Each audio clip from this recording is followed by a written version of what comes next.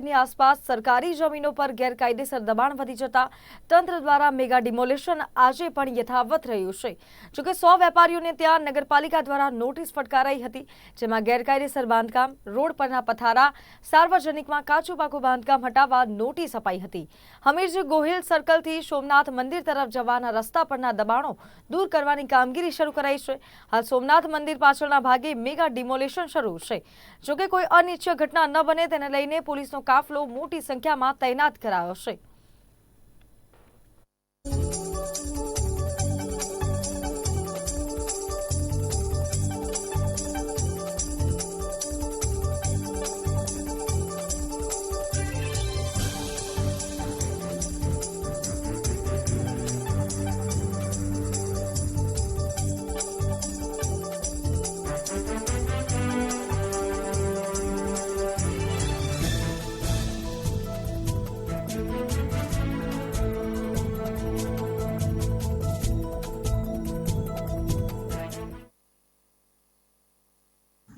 Prabhas Patan police વિસ્તારમાં આવેલ સોમનાથ મંદિરની સામે જે નગરપાલિકાની જગ્યા છે, રોડ સાઈડ અને ફૂટપાથ પર ઘણા વર્ષોથી લોકોએ દબાણ કરી અને કાચી દુકાનો ઊભી કરી। આ દુકાનો આશરે 20 વર્ષથી પણ જૂની છે અને ઘણા વર્ષથી લોકો અહીંયા પોતાનો ધંધો કરતા હતા।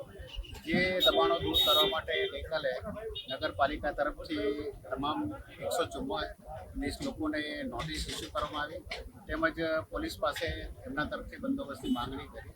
જે માંગણી અનુસંધાને એસપી સાહેબ તરફથી બંદોબસ્ત ફાળવવામાં આવ્યો અને એસપી સાહેબની સૂચના અને માર્ગદર્શન મુજબ આજે અહીંયા ડેમોલિશનની કામગીરી માટે એક એએસપી સાહેબ, એક ડીવાયએસપી, 5 પીઆઈ, 16 પીએસઆઈ તેમજ 200 પોલીસ, એસઆરપીની 2 કંપની, હોમગાર્ડ અને જીઆરડીના માણસો હાલમાં ડેમોલિશનની કામગીરીમાં લાગેલા છે।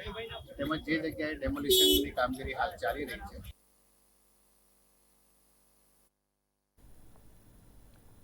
તો જામનગર ખાતે નાગેડીના લહેર તળાવમાંથી મૃતદેહ મળી આવ્યો છે।